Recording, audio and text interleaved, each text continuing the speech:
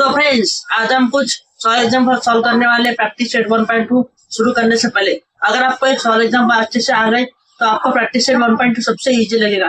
चलिए start. Solve example क्या है हमारा? Solve example. अभी सॉल्व एग्जाम्पल क्या है हमारा? पहला सबसे पहला सॉल्व एग्जाम्पल लेंगे। तो पहला सॉल्व एग्जाम्पल क्या है हमारा?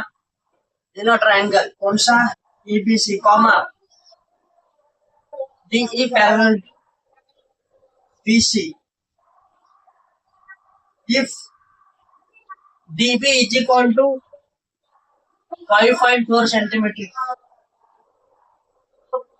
AD is equal to 1.8 centimeter, EC is equal to 7.2 centimeter. Then find the AE. हमें क्या फाइंड आउट करना है? AE हमें निकालना है। तो इसको कैसा निकालेंगे? डायग्राम ड्रॉ करेंगे। मैं डायग्राम ड्रॉ करता हूँ। अभी मान लो मेरे पास एक ट्रायंगल है, ए बी सी। ABC नाम का मेरे पास क्या ट्रायंगल है। मैंने यहाँ से क्या पैरेलल लाइन ड्रॉ की। इसको क्या नाम दूंगा? मैं D नाम दूंगा और इसको क्या नाम दूंगा? A नाम दूंगा। तो आपको कंफ्यूजन समझ में आ गया होगा। अब इसके यहाँ पे क्या लिखेंगे? सबसे पहले तो लिखेंगे इसका सॉल्यूशन। क्या लिखेंगे हम इसकी? सॉल्यूशन। अभी सॉल्यूशन में हम क्या लिखेंगे? इन ट्रायंगल कौन सा? A B C comma DE parallel to BC। D किसको पैरेलल है? BC को पैरेलल है। समझ आ रहा होगा। अब इसके बाद देयरफॉर अगर आपको समझना पड़ेगा कि ये ट्रायंगल है कौन सा। तो यहाँ अगर यहाँ पर हम पैरेलल लाइन अगर हमने ड्रॉ की तो इसमें कौन सा फॉर्मूला लगेगा? बेसिक फॉर्मूला थ्योरम का फॉर्मूला लगेगा। अगर आपने यहाँ से एंगल बाइसेक्टर हमने ड्रॉ किया तो इसके ऊपर कौन सा फॉर्मूला लगने वाला था? एंगल बाइसेक्टर थ्योरम का फॉर्मूला लगेगा। अगर हमने यहाँ पर थ्री पैरेलल लाइन ड्रॉ की इसके ऊपर कौन सा फॉर्मूला लगेगा? फिर थ्री पैरेलल लाइन का फॉर्मूला लगेगा। आपको क्लियर होगा। अभी बेसिक कंप्यूटर थ्योरम का फॉर्मूला क्या होता है? AD अपॉन DB और AE अपॉन EC। ये हमें कौन बोलता है? बेसिक कंप्यूटर थ्योरम का फॉर्मूला बोलते हैं। क्या बोलता है कि दोनों रिमेनिंग साइड का हमें क्या लेना पड़ेगा? रेशियो लेना पड़ेगा। कैसे लेंगे? देखो आप AD upon DB is equal to फिर उसके बाद AE अपॉन EC। तो ये हो गया हमारा कौन सा? Basic proportional theorem. कौन सा हो गया? BPC basic proportional theorem. आपको समझ में आ रहा होगा। अब इसके बाद हम क्या करेंगे? गिवन लिखेंगे। अब गिवन में क्या लिखेंगे हम? हमें जो क्वेश्चन में वैल्यू थी वो हम लिखेंगे। तो सबसे पहले क्या दिया है हमें? DB कितना दिया है हमें? 5.4 सेंटीमीटर। उसके बाद AD कितना दिया है हमें? 1.8 सेंटीमीटर। उसके बाद EC कितना दिया है हमें? 7.2 सेंटीमीटर। अभी इसके बाद क्या लिखेंगे? ए कितना मिला है हमें? यही हमें मालूम है, यही हमें निकालना है। तो ये हो गया हमारे लिए गिवन। अभी हम क्या करेंगे? बाय यूजिंग BPT करेंगे। मतलब हम बेसिक प्रोपोर्शनल थ्योरम को यूज करेंगे। क्या लिखेंगे कि AD upon DB is equal to AE upon EC। ऐसा आप लिख देंगे। अब यहाँ पर देखो AD की वैल्यू कितनी थी हमें? 1.8। इस फॉर्मूले के अंदर हम क्या डालेंगे? अभी इनकी वैल्यू हम इसमें पुट करेंगे। तो यहाँ पे देखो AD की वैल्यू कितनी है? 1.8। उसके बाद DB कितना है? देखो हमारा DB दिया है 5.4 मल्टीप्लाई बाय। अब इसके बाद AE की वैल्यू 3 है। तो यहाँ पे क्या लिखेंगे? As it is. AE को हम निकालना है तो इसको हम क्या लिखेंगे? AE लिखेंगे। अब इसके बाद EC की वैल्यू कितनी? 7.2। EC की वैल्यू कितनी देंगे हम? 7.2। तो आपको तो क्लियर होगा। अभी क्या करेंगे? इसमें हम क्रॉस मल्टीप्लिकेशन। तो क्रॉस मल्टीप्लिकेशन कैसे करेंगे? Therefore AE is equal to 1.8 multiply by 7.2 upon 5.4। अभी ये आपको यहाँ तक क्लियर होगा। हमने क्या क्या क्रॉस मल्टीप्लिकेशन। फिर इसके बाद देयरफॉर अभी क्या करेंगे? AE is equal to 1.8 multiply by 7.2 upon 5.4 है। तो इसको मल्टीप्लाई करेंगे 10 से। अब हम क्या करें? इसमें का डेसिमल पॉइंट हटा रहे क्योंकि हमारा कैलकुलेशन क्या हो जाएगा? इजी हो जाएगा। यहाँ पे देखिए therefore A is equal to 18 multiply by 7.2 upon 54। यहाँ तक आपको क्लियर हो गया होगा। अब यहाँ पे देखो 18 वन जा और 18 थ्री जा 43। यहाँ पर नीचे में क्या बचा 3 बेटा बचा हुआ। तो अब यहाँ पे हम a is equal to 7.2 divide by 3। तो देयरफॉर यहाँ पे आंसर कितना आएगा फिर a is equal to 3 one जा 3, 3 टू जा 6, 3 टू जा 6।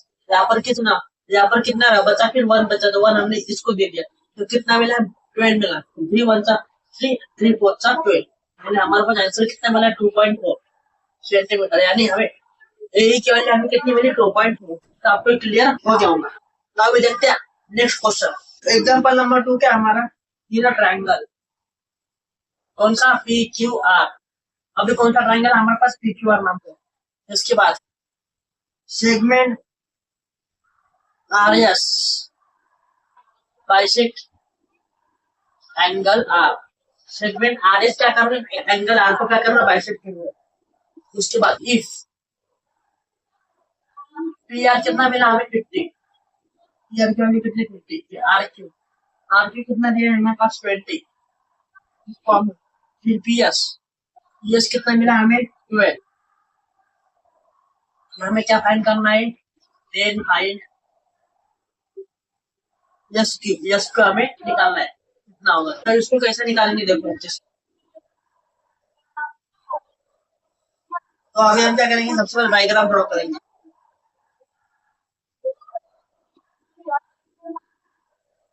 तो यह हो गया हमें डायग्राम कौन सी P Q R. P Q R नाम से हमारे पास क्या होगा डायग्राम।